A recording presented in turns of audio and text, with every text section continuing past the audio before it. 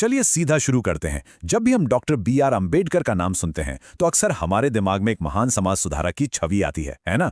लेकिन आज हम उन्हें एक बिल्कुल अलग और व्यापक नजरिए से देखने वाले हैं। एक ऐसे कड़े अनुशासन वाले शिक्षाविद, एक दूरदर्शी अर्थशास्त्री और सबसे बढ़कर हमारे आधुनिक भारतीय राज्य के मुख्य शिल्पकार के रूप में। एक पॉलिटिकल साइंस स्टूडेंट या रिसर्चर के तौर पर उनके इन विचारों को समझना आपके लिए सच में बहुत रोमांचक होने वाला है। तो चलिए देखते हैं कि आज हम क्या क्या कवर करने वाले हैं। हम उनके स्टेटक्राफ्ट के 5 अहम पिलर्स पर बात करेंगे। उनके शिक्षा और आर्थिक विचार, सामाजिक पदानुक्रम बनाम समानता का संघर्ष, भारतीय संविधान के शिल्पकार के रूप में उनकी भूमिका, उनके बनाए मौलिक अधिकार और न्याय, और अंत में उनके संवैधानिक कानून और सुधार। सबसे पहले बात करते हैं उनके एजुकेशन और इकोनॉमिक विजन की। देखिए, किसी भी देश के कानून बनाने से पहले ये जानना बहुत ज़रूरी है कि डॉक्टर अंबेडकर सिर्फ एक राजनेता नहीं थे, बल्कि एक ग्लोबल लेवल पर ट्रेंड, असाधारण प्रतिभा वाले स्कॉलर थे। उनका सफ़र सिर्फ डिग्रियां जमा करने का नहीं था, बल्कि वो दुनिया भर की अर्थव्यवस्थाओं को गहराई से समझ रहे थे। ज़रा उनके इस इंटेलेक्चुअल सफ़र पर गौर कीजिए। 1915 में कोलंबिया यूनिवर्सिटी से अर्थशास्त्र में एमए, अगले ही साल 1916 में अपनी पीएचडी थीसिस प्रेजेंट करना, फिर 1921 में लंदन स्कूल ऑफ इकोनॉमिक्स से एमएससी और 1923 में वहां से अर्थशास्त्र में डीएससी हासिल करना। मतलब ये कोई छोटी बात नहीं है। सबसे हैरान करने वाली बात तो ये है कि वे एक विदेश से अर्थशास्त्र में डॉक्टरेट की उपाधि प्राप्त करने वाले पहले भारतीय थे। ये उनका एक ऐसा अचीवमेंट है जो सीधे सीधे उनके अदम्य साहस को दिखाता है। अब इस पॉइंट पर जो चीज़ सच में सबसे दिलचस्प है वो ये कि कैसे उनकी इस एकेडमिक रिसर्च ने असल दुनिया में एक इतना बड़ा इम्पैक्ट डाला। उनकी किताब the problem of the rupee कोई आम किताब नहीं थी। इसी ने हिल्टन यंग कमीशन के सामने उन विचारों की नींव रखी जिसकी वजह से भारतीय रिजर्व बैंक यानी अपना आरबीआई बना। इसी तरह उनके एक और काम the evolution of provincial finance in British India ने भारत के राष्ट्रीय आर्थिक नियोजन को पूरी तरह से दिशा दी। आप देख रहे हैं, उनका रिसर्च सीधे सीधे जमीनी हकीकत में बदल रहा था। और उनका ये इकोनॉमिक विजन ना बहुत ही कॉम्प्रिहेंसिव था। उन्होंने साफ कहा था कि भारत को तेजी से इंडस्ट्रियलाइजेशन की जरूरत है, लेकिन साथ ही उन्होंने एग्रीकल्चर को भी एक प्राइमरी इंडस्ट्री के तौर पर डेवलप करने पर जोर दिया। उनका मानना था कि औद्योगिकरण और कृषि ये दोनों उन हाशिए पर पड़े लोगों को ऊपर उठाने के लिए ट्विन इंजन्स का काम करेंगे। और इसके साथ ही फूड सिक्योरिटी, पब्लिक हाइजीन और हेल्थ इंफ्रास्ट्रक्चर पर उनका फोकस साबित करता है कि वे एक आधुनिक राष्ट्र के लिए कितनी दूर की सोच रहे थे। अब आते हैं एक बहुत ही अहम मुद्दे पर, सामाजिक पदानुक्रम या यूं कहें सोशल हायरार्की और समानता के बीच का वो संघर्ष।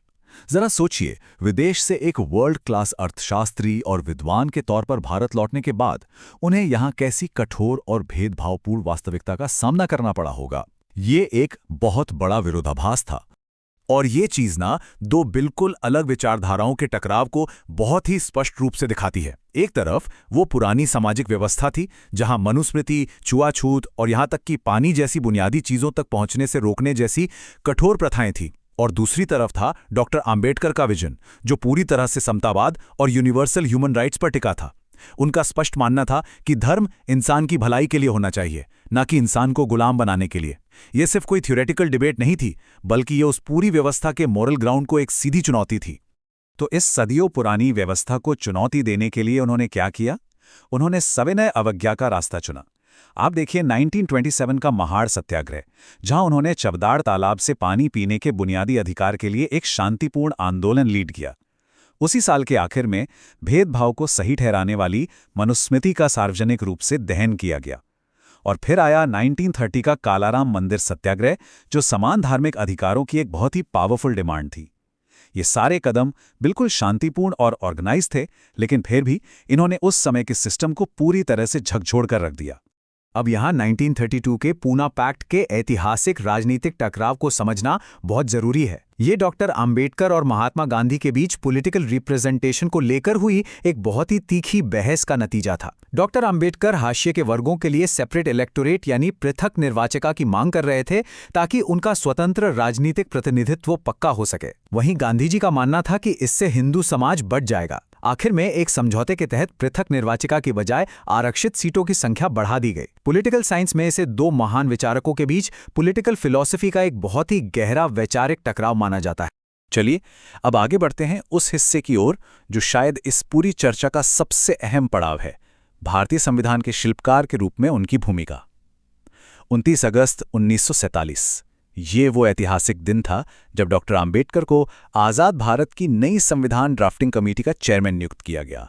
60 ये कोई मामूली नंबर नहीं है। आपको पता है, डॉक्टर आम्बेडकर ने दुनिया भर के लगभग 60 देशों के संविधानों का गहराई से अध्ययन किया था।